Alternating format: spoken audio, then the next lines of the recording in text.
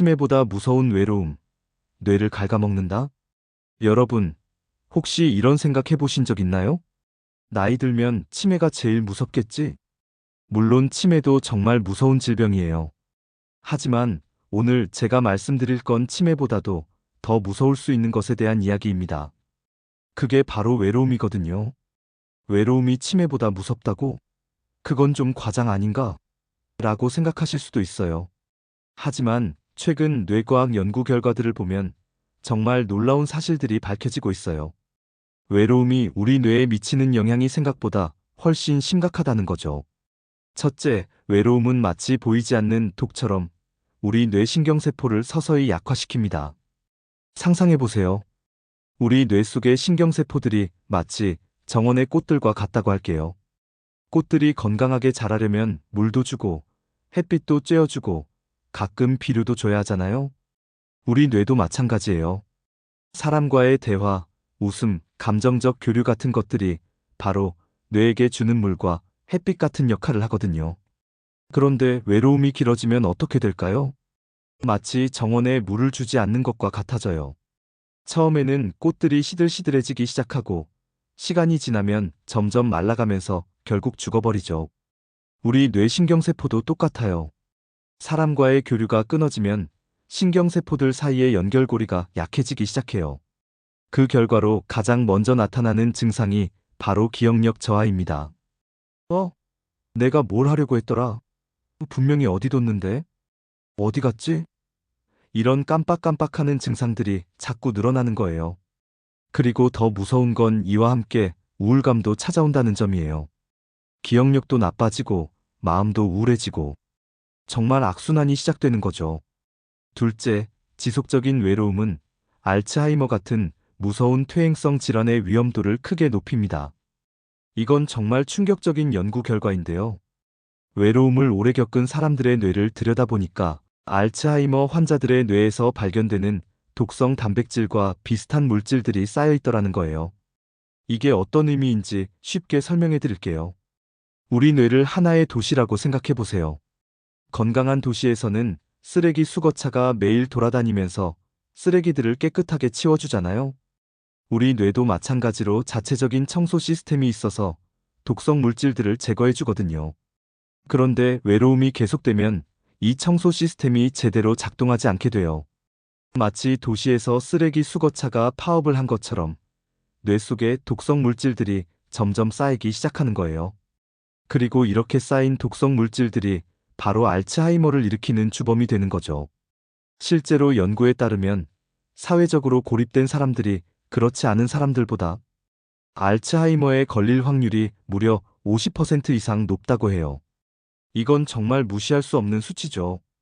셋째, 혼자 있는 시간이 길어질수록 우리 몸에서는 스트레스 호르몬인 코르티솔이 과다하게 분비됩니다. 이 코르티솔이라는 녀석이 정말 골치 아픈 존재예요. 마치 몸속의 불량배 같은 역할을 하거든요. 평소에는 위험한 상황에서 우리를 보호해주는 고마운 존재예요. 예를 들어서 갑자기 위험한 상황이 닥쳤을 때 심장을 빨리 뛰게 하고 근육에 힘을 주고 집중력을 높여서 위기를 벗어날 수 있게 도와주죠. 하지만 외로움 때문에 이 코르티솔이 계속해서 과다 분비되면 문제가 심각해져요. 마치 화재 경보기가 계속 울리는 것과 같아요. 처음에는 뭔가 위험한가? 하고 반응하지만 계속 울리면 또 고장났나 보다 하고 무시하게 되잖아요. 우리 뇌도 비슷해요. 코르티솔이 계속 높은 상태로 유지되면 뇌 자체가 손상을 받기 시작해요. 특히 기억을 담당하는 해마라는 부분이 가장 큰 타격을 받아요. 해마가 손상되면 새로운 기억을 만들기도 어렵고 기존 기억을 불러오기도 힘들어지거든요. 마치 도서관의 사서가 아픈 것과 같아요. 책은 그대로 있는데 어디에 뭐가 있는지 찾을 수 없고 새로운 책을 어디에 꽂아야 할지도 모르게 되는 거죠. 넷째, 사회적 관계가 단절되면 뇌의 회복력과 인지 기능이 빠르게 약해집니다. 우리 뇌에는 정말 놀라운 능력이 있어요. 바로 가소성이라는 건데 쉽게 말하면 스스로를 고치고 발전시키는 능력이에요. 마치 근육이 운동을 하면 할수록 강해지는 것처럼 뇌도 자극을 받으면 받을수록 더 건강해지고 똑똑해지거든요. 그런데 이 자극의 가장 중요한 원천이 바로 사람과의 교류예요. 누군가와 대화를 나누고 감정을 공유하고 새로운 경험을 함께하는 것들이 모두 뇌에게는 최고의 운동이 되는 거죠. 상상해보세요. 친구와 카페에서 수다를 떨고 있을 때 우리 뇌에서는 어떤 일이 일어날까요? 상대방의 말을 듣고 이해하기 위해 언어 영역이 활발하게 움직이고, 감정을 공감하기 위해 감정 담당 영역이 바쁘게 돌아가고, 적절한 대답을 하기 위해 논리적 사고 영역까지 총동원되는 거예요. 이건 마치 뇌가 종합체육관에서 풀코스 운동을 하는 것과 같아요. 유산소 운동도 하고, 근력 운동도 하고, 스트레칭까지 다 하는 거죠. 하지만 혼자만 있게 되면 어떻게 될까요? 뇌가 받는 자극의 양이 급격하게 줄어들어요. 마치 운동을 전혀 하지 않는 것과 같은 상태가 되는 거죠. 그러면 뇌의 여러 기능들이 점점 약해지기 시작해요. 집중력도 떨어지고, 판단력도 흐려지고, 새로운 것을 배우는 능력도 감소하게 되는 거예요. 더 무서운 건 이런 변화가 생각보다 빨리 일어난다는 점이에요. 몇 달만 사회적으로 고립되어도 뇌 기능에 눈에 띄는 변화가 나타날 수 있거든요. 다섯째, 반대로 사람들과 활발하게 교류하고 대화를 나누면 우리 뇌는 끊임없이 자극을 받아 건강함을 유지할 수 있습니다. 이제 좋은 소식을 말씀드릴 차례예요. 외로움이 뇌에 나쁜 영향을 준다면 반대로 사회적 교류는 뇌에게 최고의 영양제가 된다는 거예요. 연구 결과를 보면 정말 놀라워요. 사회 활동을 활발하게 하는 사람들의 뇌를 관찰해 보니 나이가 들어도 뇌 기능이 잘 유지되더라는 거예요. 심지어 70대, 80대가 되어도 20대, 30대 못지않은 인지 능력을 보이는 경우도 있었고요. 이게 어떻게 가능한 걸까요? 사람과의 교류는 우리 뇌에게 최고의 종합 비타민 같은 역할을 해요. 대화를 하면서 언어 능력이 향상되고, 감정을 나누면서 정서적 안정감을 얻고, 새로운 정보를 교환하면서 학습 능력이 활성화되거든요. 특히 웃음의 효과는 정말 대단해요. 누군가와 함께 웃을 때 우리 뇌에서는 엔도르핀과 세로토닌 같은 행복 호르몬들이 분비돼요. 이 호르몬들은 스트레스 호르몬인 코르티솔을 억제하고 뇌세포들을 보호하는 역할을 하거든요. 마치 뇌에 방패막을 쳐주는 것과 같아요. 그리고 더 신기한 건 사람과의 교류가 뇌에 새로운 신경 연결을 만들어낸다는 점이에요.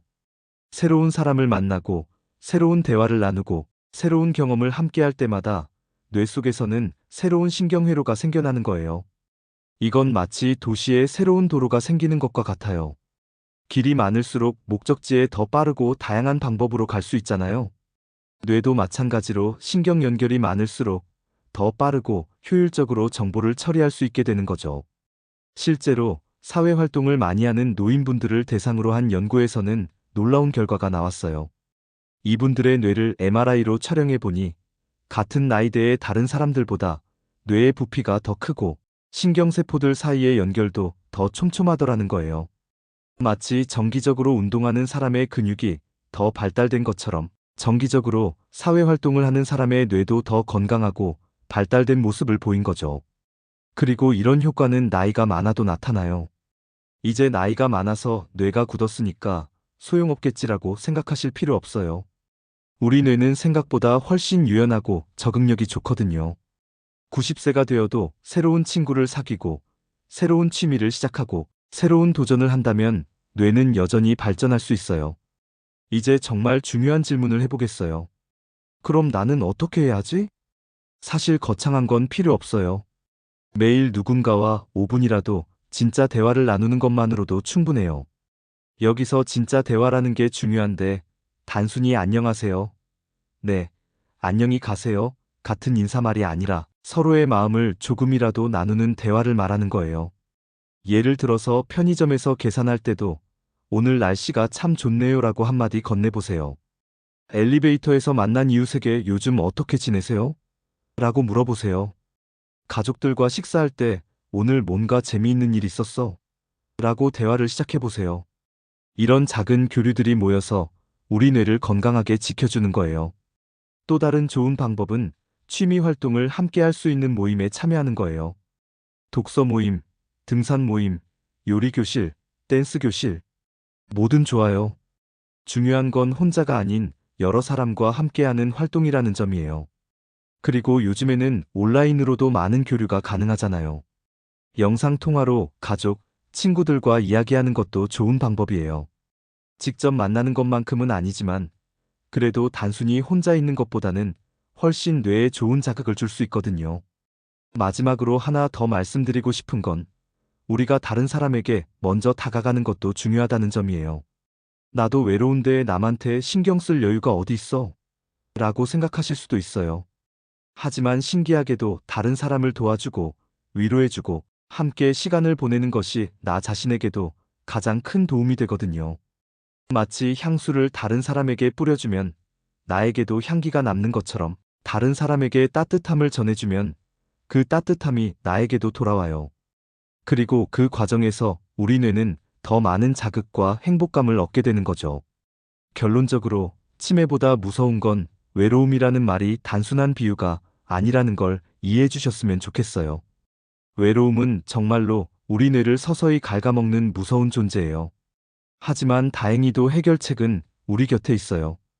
바로 사람과의 연결, 따뜻한 교류, 진심 어린 대화들이에요. 오늘부터라도 주변 사람들에게 조금 더 관심을 가져보세요. 오랫동안 연락하지 못한 친구에게 안부 인사를 보내보세요. 가족들과 함께 보내는 시간을 조금 더 늘려보세요. 새로운 모임이나 활동에 참여해보세요. 여러분의 작은 노력이 여러분의 뇌를 지키고 더 나아가 행복한 노년을 만들어갈 거예요. 외로움이라는 무서운 적으로부터 우리 모두 함께 우리의 뇌를 지켜나가요.